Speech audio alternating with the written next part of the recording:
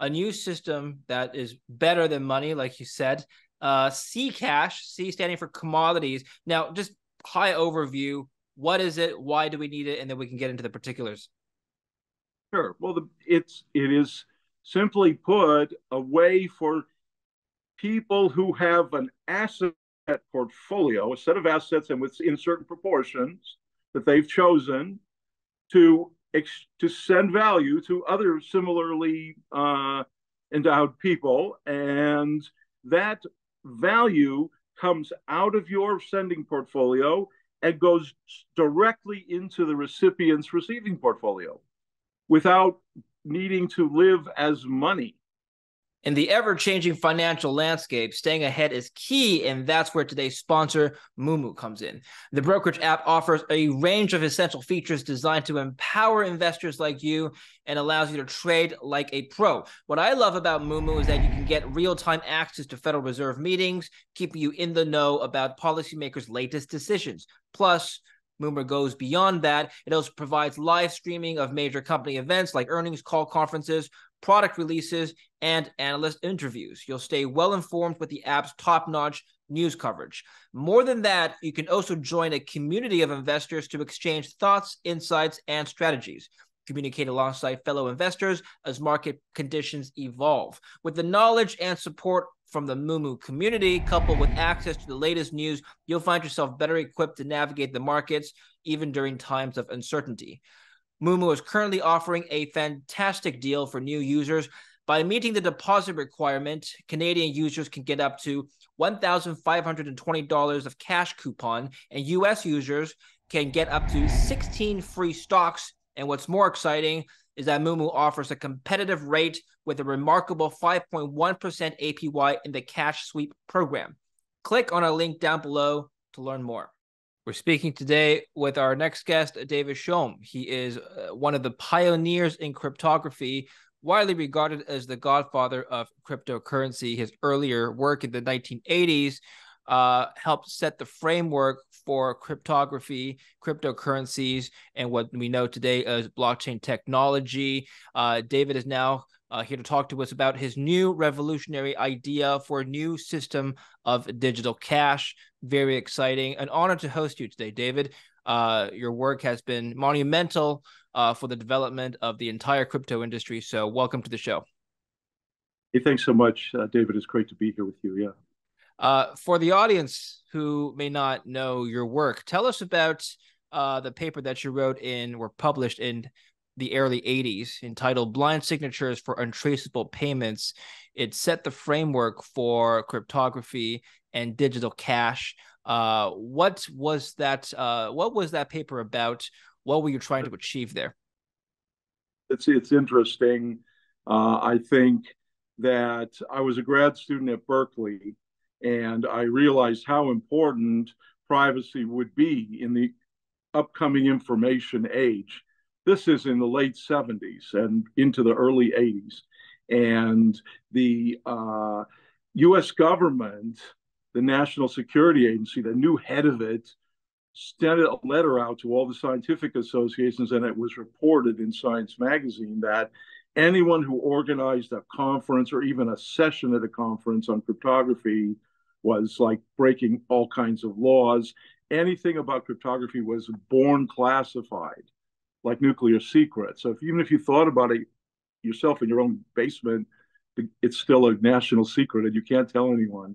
So I realized there was big trouble for democracy with something like that, because privacy in the information age was the critical aspect to any kind of personal liberty.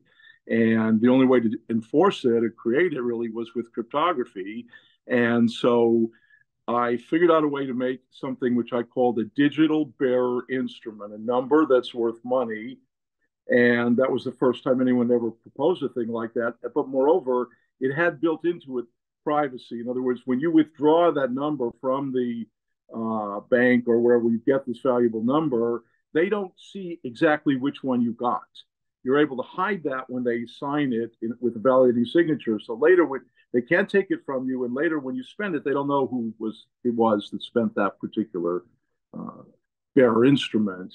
And So I did the natural thing for a grad student at Berkeley in those days. I organized a major conference on cryptography. So I risked spending my whole life in jail to have this conference, Crypto 82, which was well attended by all kinds of cryptographers. About 70% of the cryptographers that I was aware of, but it was all organized secretly. And then, anyways, long story short, I presented that paper you mentioned and that was the beginning. But, it's been a long dormant period. I mean, we issued eCash in the 90s, it's DigiCash, and so on. But it was still too early. It's only now that the public has both the platform and the awareness of the strong need to have privacy. As you know, it's come up as a very big issue even in the mainstream CBDC discussions in many countries. That it's time now for that kind of a system to really come to the fore. However, a lot of other things have advanced, and I finally made a few more cryptographic breakthroughs and found something that's even better than money. And that's my new technology, and it's super exciting to me, and I'm really thrilled to be able to present it publicly. Well, in fact, first here in this a podcast and at a major conference around the same time. So yeah, Yeah. thanks for asking. We will be talking about, we're going to be discussing your new eCash. When the Bitcoin white paper came out, when you read it, did it look very similar to the original eCash proposal that you had in the early 80s and 90s in concept?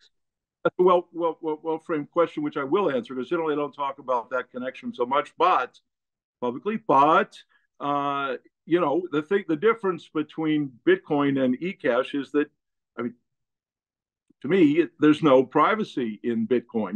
It's like fake privacy. A lot of people thought there was privacy, and they got it in a lot of trouble. But many people did with the tax authorities and all this kind of stuff. But the way, I mean, another way to look at it is that the original eCash was centralized. Whereas of course the big thing about Bitcoin is it's not, and so you couldn't just copy the eCash ideas into such a decentralized system, because there's no place to store the secret money signing key, because every node has a replica of the whole state. So you can't keep a secret signing key in a system like that. So the eCash wouldn't work. But now things have changed a lot, and there's a lot of interesting new possibilities out there. Okay, before we go further, what exactly is eCash? Can you just describe in layman terms what you mean by eCash? How is it different from just an electronic dollars, which we transfer between banks and through our phones these days? Well, eCash, but to its credit, it was the name of the product that my company DigiCash offered in the late 90s, and we had a Cyberbucks version, which we issued ourselves. But we could always issue more. So if you didn't really trust us not to create inflation, maybe you wouldn't really invest in it heavily. That's a criticism we hear in retrospect more. It wasn't really raised at the time much, but because but anyways, because we were holding it as well. So I mean, why would we want to ruin it? But so technically that's an issue. But then it was also issued by Deutsche Bank in Deutschmarks in those days, the German national currency. By Deutsche was the largest bank in Europe at the time. And then it was issued in Australian dollars by Advanced Bank Australia, and US dollars by Mark Twain Bank, and so on. And Nomura had issued it to all of its employees. And, there was a lot of a number of other banks, including the famous Credit Suisse license. Anyways, it was, but it didn't really, as the .com thing started to collapse, it suffered, because it hadn't really The platforms weren't really ready, to do that kind of cryptography on a PC in those days was not that easy, and there are a lot of issues. But the thing is, fundamentally, eCash, yeah, it was a digital money that you had on your, you'd get the application from us, and you would run it locally, and the secrets that were used to create the serial, it's not really a serial number, but the unique identity of the note were created randomly on your computer by you. Then you blind that by hiding it in a layer of special cryptography called blinding that is commutative, with the signing system, so-called homomorphic, right? And then you send that into the bank. You say, I'd like to withdraw, $1. And so they sign it with the $1 key, send it back to you, and you're able to remove that layer. And now you've got the $1 worth a dollar signature, but it's on a random number that you chose. So now the difference between that and eCash 2.0, which we launched at right like a half a block from the Credit Suisse headquarters at Paradeplatz in Zurich about several months ago.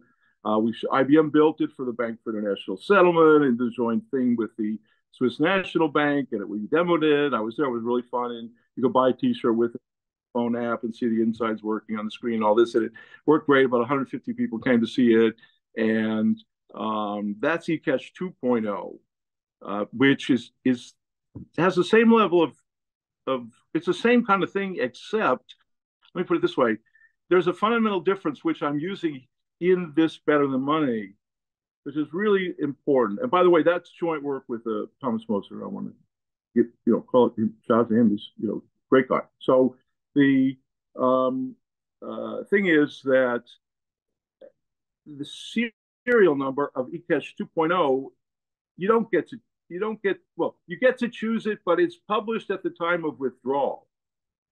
So what it means is there's a public ready to spend list of all the serial numbers that are going to be valid. And so when you spend money, it has to cancel one of those. Whereas with the original eCash, there was no public ready to spend list.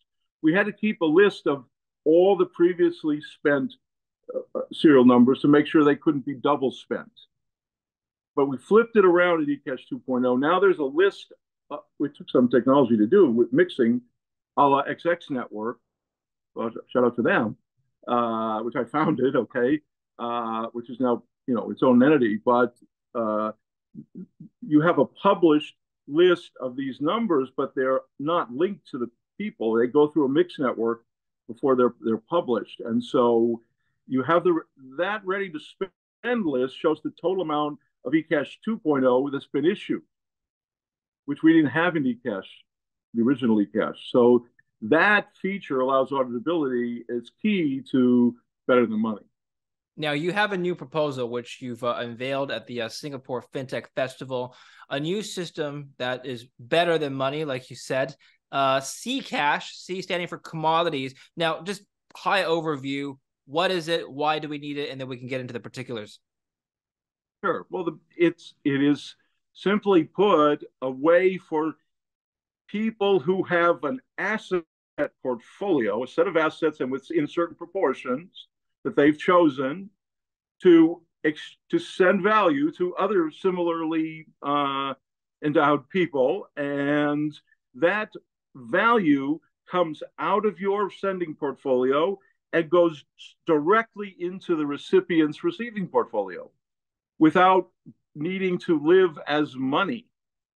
Or if it does live as money, arguably it's only for milliseconds, and that's like just a sort of interchange unit of value that we use to figure out exactly how much value to send at the exact moment that it's sent. But that transfer is what's referred to in payments technically as final. In other words, it's irrevocable. You can't undo it or cancel it like a lot of consumer payments, right? It's like Fedwire, or a real-time gross settlement system, so-called. You move that money, it's a done deal. It's not. There's no way the payment system is going to help you get it back. What is this money exactly? It's a digital cash, kind of thing. Yeah. I'm sorry that it's a new thing. It's I don't want to say it's hard to get your head around, but it's a little bit. it, it's unfamiliar, but it's way better because let's put it this way: why would you want, if say you're a relatively poor person, you have all your assets in money because you need to use it to pay for things. You're not getting any interest on it. It's not an investment. I would say it's a screw deal. Whereas the people who have a fair amount of money, they pay less because they're using Amex, right? You pay more because they're using Amex. They pay less, and they have most of their assets are invested. Only a very small fraction in this non, uh, uh, investment asset class called money. And so this flips it all around. So now, as like the treasurer of a major corporation, you can keep all your assets invested where you want them, hedged against, say you live in two different countries, you can hedge against different currencies, you can hedge against, you have a lot of expenses in oil or, in fuel or in food, or you can hedge against various price increases. So just like in the old barter days, you have your own portfolio of assets, but you can still buy things, and you're just not wasting any value by holding it in money. So it's a way that takes your asset portfolio, synthesizes a medium of exchange at the instant it's needed, does the exchange, and then it drops right into the counterparty, the person you're paying's portfolio in their proportions. Okay. Approximately.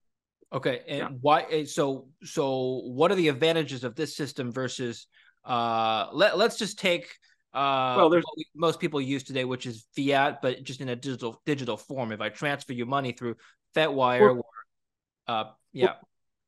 wealth, right? They're forced to make investment decisions. They're forced to invest all their money, and so they will start to accumulate value. This is good, and this can reduce income inequality around the world, which you could say is a root cause of a lot of strife and division that we see globally. And you would say, well, why would the rich people want to share? Why would they want to help poor people? This unbanked or this gain wealth. Well, because all ships will rise.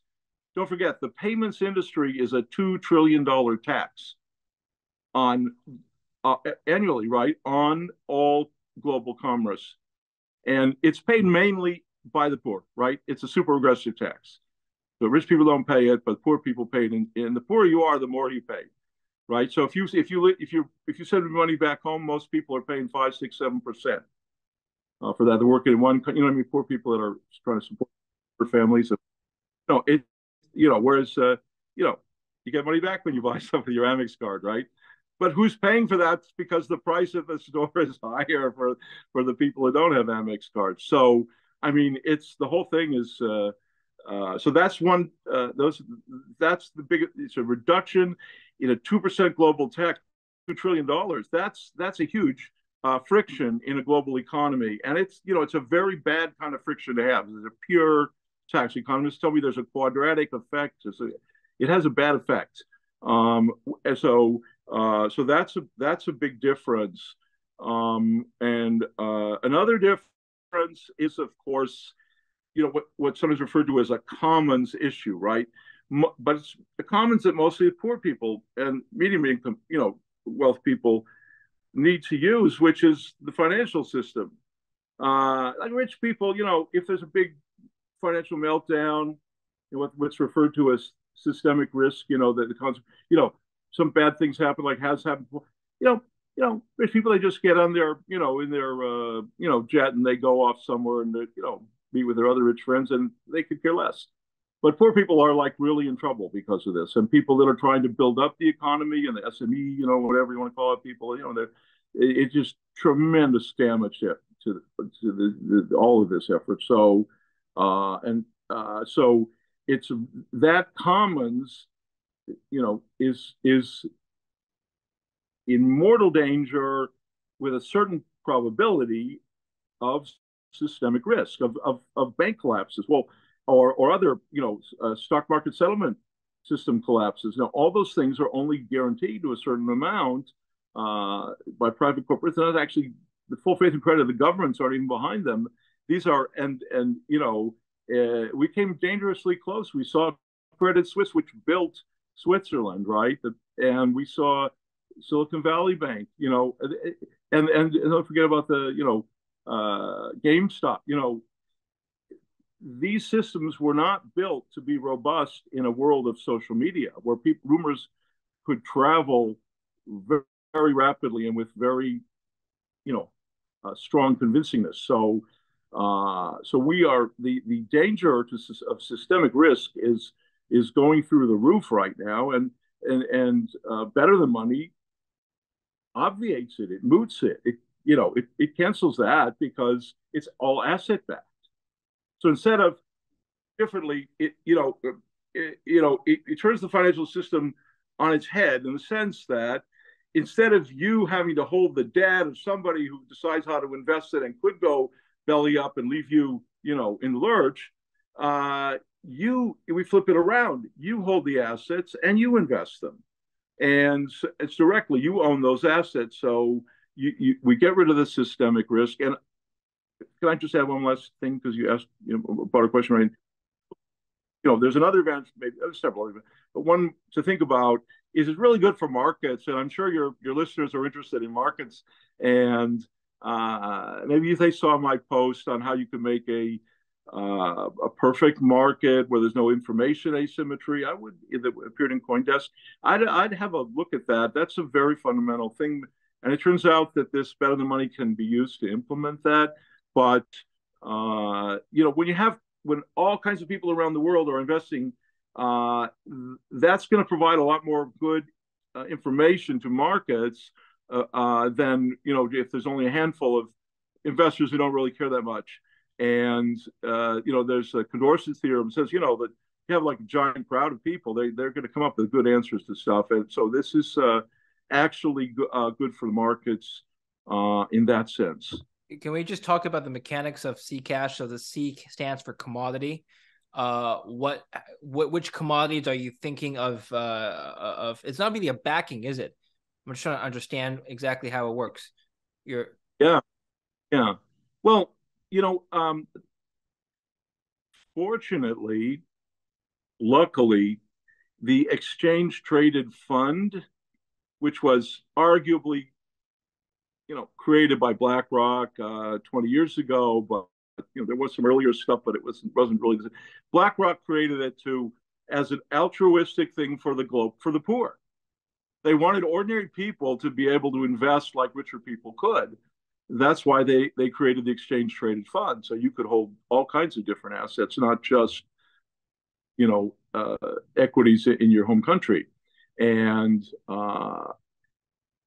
now there's, I think, north of 1,000 different ETFs by BlackRock. And each one, as far as I understand, is organized by a separate trust in most cases, depending on the asset category. And, you can read about all the rules and the structure and how it works. And so they get their capital from people who want to hold that commodity or that thing. I use the word commodity in the write-up, but it's a shorthand for asset. It's defined in there as an asset. So it could be which assets are you thinking of using? Good question. Well, so I'm thinking of the BlackRock 1100. Anything you can buy an ETF for, that sounds good to me. And can that be commoditized and made fungible and in a way that's publicly verifiable? Well, yes. Go to BlackRock.com and find out. And there are other ETFs, of course. I don't mean to be. I'm just saying. Basically, anything that's ETF is a perfect candidate because we already know exactly how to do it, and there are people already doing it. So stocks as well. Well, you can, obviously, in indexes and all kinds of, Okay, so just to summarize, this idea is it a cryptocurrency that is backed by a basket of assets or commodities? Oh no. No, it's not the right description. Okay. No, it's like you own ETFs. Okay. And is that this software and very lightweight system will allow you to transfer value to your friends and counterparties any counterparty that also owns these new kind of ETFs. and that value will come out of your portfolio in the proportion to your holdings, go over to your friend and into their portfolio in their proportions, and you won't be able to see anything about your portfolio, nor will you be able to see anything about their portfolio. But and the government or no one can see what's going on. It has the privacy of eCash, and no one can take it, this away from you, because you can. It's a bearer. It's like eCash. It's a you create all the random numbers that give you the keys to all the stuff, but the system cannot go belly up because all those ready to spends are published, like I was saying. So the gold ones and the oil and the General Motors stock and whatever, the Tesla, or whatever the ETFs, those are all, how much of each one is issued is published, and you can see that your ones are up there, the serial numbers that only the secret input to the hash function that would generate those. I see. Are up there, so So I have to first buy a portfolio of assets to make this work. Is that it? Well, yeah, but say you just happen to buy one asset from one of these providers, like let's say Tin Futures or whatever it is.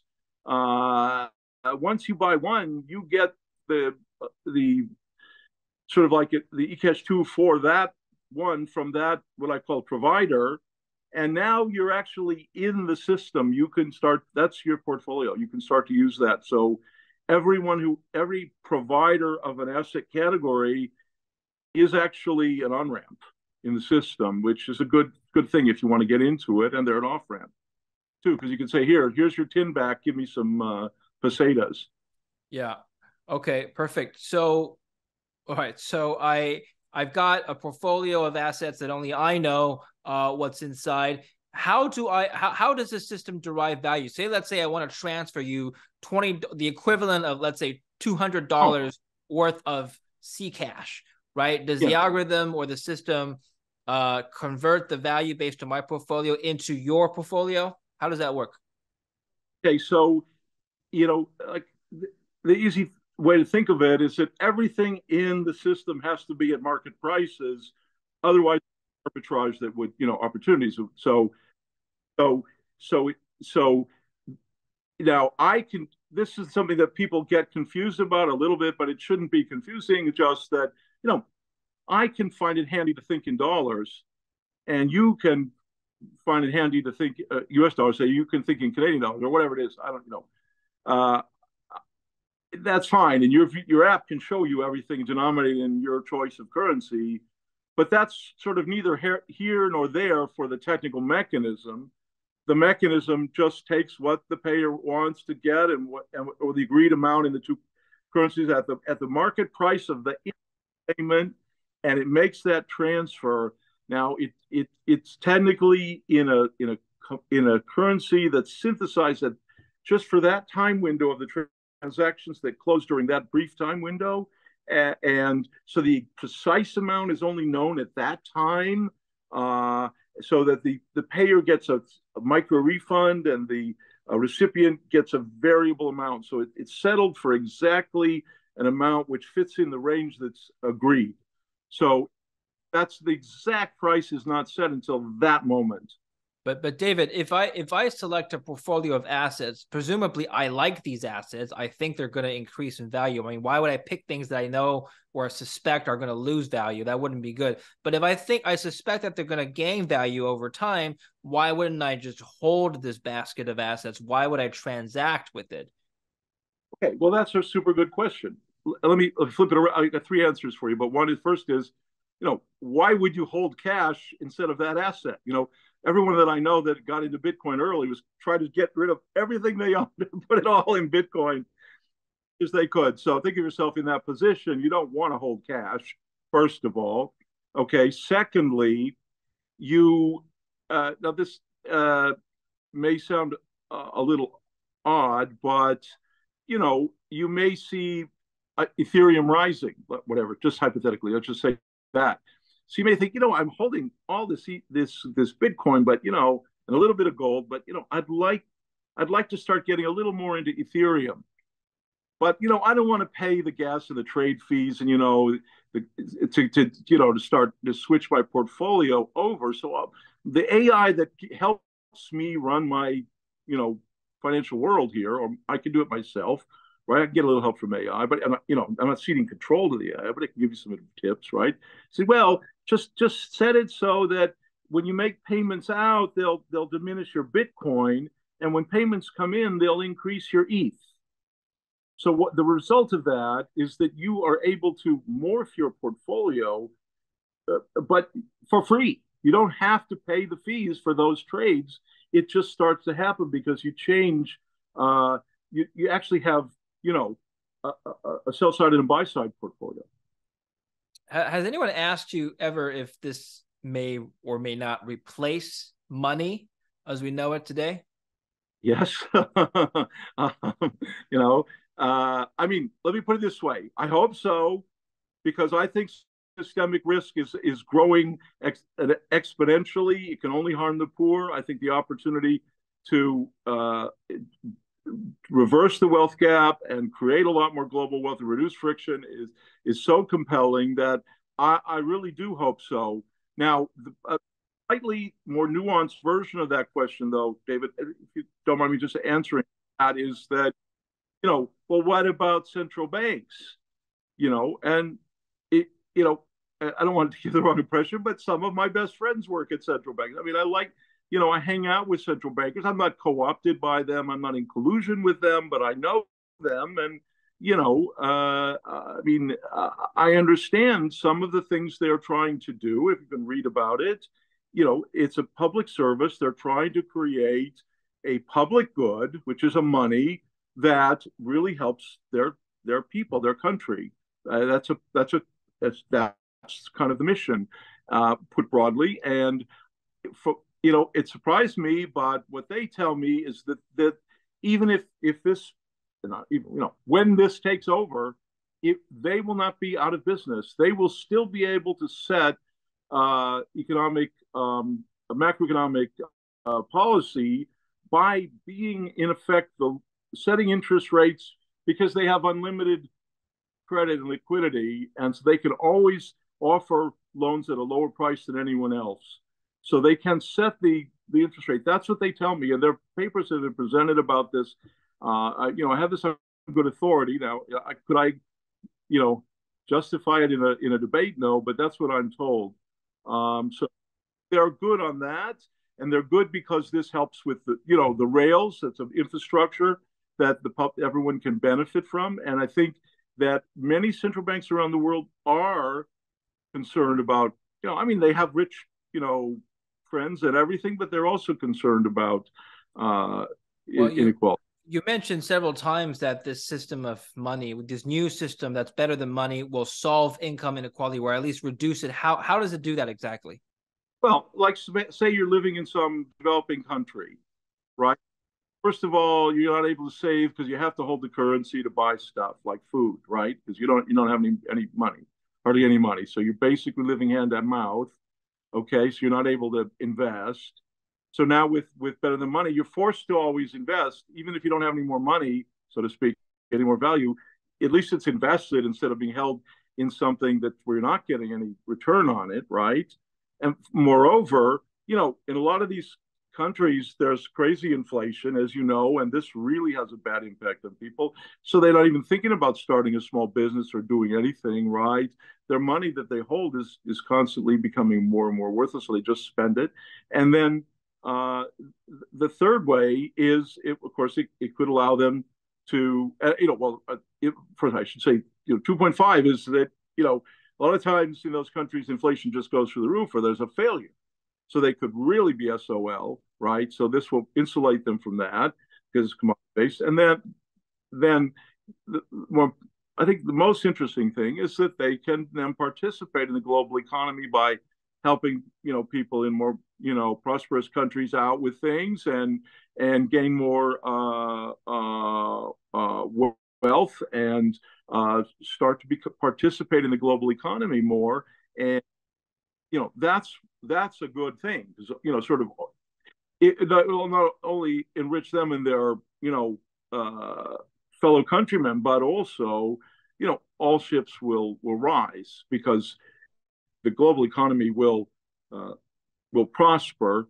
And I mean, of course, this whole all there's anytime you bring warfare into a setting, it wrecks everything. We're paying a tremendous amount just for the possibility of warfare. About half the U.S. taxes go into that, I think, right? And we are paying, whenever there's any kind of war, it causes a lot of bad downsides. So we have right now, we have a war with money, right? There is this militarization of money that's caused a lot of strife around the world. Most countries are, disrupting the economy by pulling away from the dollar because they don't like. It's obvious. You can read about it in the Financial Times, for God's sake. They're afraid that they may be the next victim of, right? Yeah, I just want to understand. So let's say I live in a developing country and I have no savings. I have a very low income. How do I participate in Ccash? I wouldn't have the money to first buy a portfolio, would I? How do I physically do this? The portfolio that someone in a developing country the starter portfolio would have to be similar to, a rich guy in a developed country's portfolio. Your portfolio could consist of $1, but at least it would be invested in Apple stock and gold or whatever it is you thought was good. So, you look at, you invest, $1 20 years ago, look at what it could be worth today. It's like, you got to start somewhere, but there's no limit to the divisibility of this. This goes down to the microcents. We can it's not like, well, you have to buy a whole unit of this or that. Okay. So you could start with any denomination or any amount. Yeah, like just put all your money into this system instead of holding it in this bad deal currency. And well, I think the obvious first question somebody would ask you, David, is, well, what if, let's say I live even in the developed world, let's say I know nothing about assets or investments. I just want a better form of money. How do I know, how do I even go about picking assets? I don't know. I'm not a financial expert, right? How do I do that? Really, and, so, yeah. And it's kind of fun, ironic because your viewers don't have that problem, I think, but the people listening in here probably on the opposite end of the spectrum. But the good news is, like my buddies over at eToro, I think they view themselves as a pioneer of social investing, right? So they, they make it so easy you can just copy someone else's portfolio. So, that's a good way. And another way is a little bit of AI goes, pretty far in terms of helping you have a more customized portfolio because it may know. Could you comment on what you would do? Let's say you designed your own portfolio. This is not financial advice, but what would David Chaum do? I invest in David Chaum, and that's what I have done consistently. So I'm doing this to make the world a better place, and I'm all in on this. I've really doubled down on it, and that's why I'm doing it. And I think it's important. I've had this epiphany 6 months ago that money is such a problem for the vast majority of people in the world that a better form of money, so to speak, would be so beneficial to so many people that I decided to just try to fix this problem, and that's what I've been working on. Have you gotten any interest from any actors or government agencies of any interest of wanting to adopt this? I think it would flip it around and say, yeah. I'm in discussion with a number of whole countries at the highest level about issuing this, and also some major venture funds. And that's before it even was, public. I think it bodes well for it. And the interesting thing is, it's not like we're saying, oh, you have to invest a lot to do it, because the financial infrastructure is there, and the technology, the software and stuff has already been demonstrated. eCash, it's just built on eCash 2. It's an improvement on it, but I wouldn't be doing my job if I didn't ask you which countries. Are you able to comment on that at this point? Well, I probably shouldn't say anything because Okay, that's fair enough. you can use your imagination and think who could really be interested in something like this because it is a way to you know Or can you at least say emerging markets or developed countries, the types of countries that would be interested in? to a country in doing this, and especially with the threat of militarization, of weaponization of money that people have experienced, and the changing investment environment. So yeah, if I say more, it would be too. But yeah, it's I you know I can't. I'm not. I don't want to sound like the CEO of some startup who's hyping it or this is a breakthrough. I'll do that out of the goodness of my heart. And I put a tremendous amount of effort into it. I was surprised that it's possible. So I don't blame anyone for not really having thought of it or imagining it. It takes some really sophisticated cryptography to make this work and some real effort. But it once you get it, it's it's better than money. What's the rollout timeline? When can we expect to see this? Look, don't blame me if it takes a long time, or don't credit me too much if it's quick. I will say this though, that it's easy to issue to get something like this up and running within a year because there's not any real technical heavy lifting from a financial engineering, legal engineering point of view, or a technical point of view that hasn't already been done. So Okay. that's good. Any legal restrictions or impediments that you may see Well, blocking the rollout? Yeah. well, I mean, you first of all, know, would this be classified as a security, you think, in the US? I don't want to go there right Okay, now. all right, that's fine. One fascinating technical aspect of the technology is the flexibility of potential business models. Let me just sketch a handful of real quick so you get a sense of this. That commercial bank license, from what I'm told, is fully capable of allowing the commercial bank to synthesize this type of product for all of its customers. In other words, we sort of have the app written, not fully, but there's a demo version of it because you see the design and parts of it are working. And they could just, you know, back it up and hedge it and, protect themselves and offer it to their customers. And they're, high net worth individuals, but, really like them for offering it, enjoy it. And so they keep those customers happy. They would be happy and they wouldn't lose money on it and they wouldn't expose themselves to too much risk. So that's an easy thing. And then if multiple banks started doing that for their customers, then of course they could interoperate them and then those customers would all be on a unified system. Now there's a whole parallel reality that can happen with things like, Bitcoin, Ethereum and other what I think are more interesting ones that I can't mention explicitly because of regulatory concerns. But if you're running outside of the regulatory framework, then you can have a set of assets that are in a separate system where the users do have custody.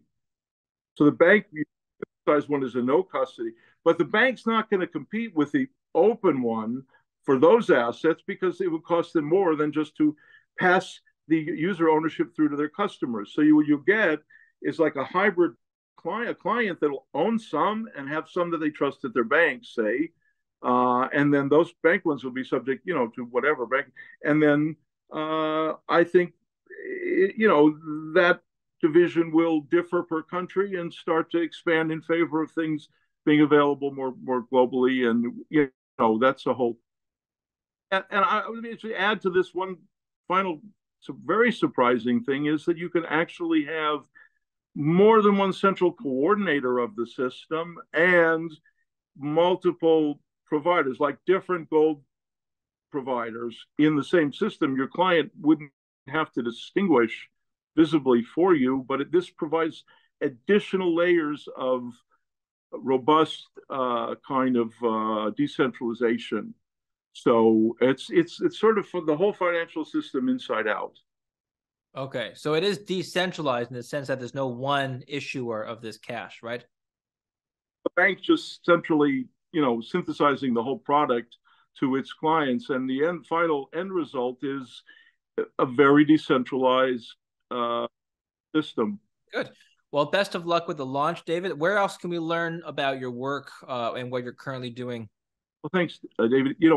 Please have a look at chaum.com. That's you can see the whole eCash history museum there, all the press releases and the original people that worked on it and everything. And then, I'm hoping to put up the new Better Than Money will be one of the items on the landing page there soon. And yeah, and there's a white paper that's already written up that there's no formulas or anything, pretty digestible. So that I'll look for that. And yeah, yeah. Maybe maybe the presentation I'll be giving at the Singapore Fintech, whatever will be festival will be available publicly. I didn't ask them yet when that will be, but Before you go, I just have one more final question. So, you've also taught at universities before. I believe you had your PhD at Berkeley. But when you did your PhD and when you first worked on eCash, it cryptography wasn't linked to AI, and artificial intelligence wasn't as big as it is now. Do you see AI playing a role in the future of cryptography going forward? let me flip that around. I've been, like I said, heads down, pushing forward to get this Better Than Money out.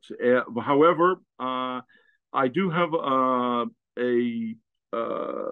new another project which is I had to put on hold, but I think it's very important, and that is sort of the opposite of uh, sort of flipped around version of your question.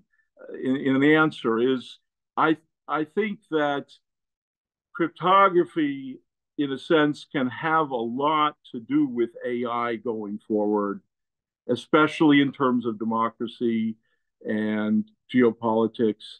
And let me just leave it at that. Watch this space. If that, or write to me if you're interested in that. That's another.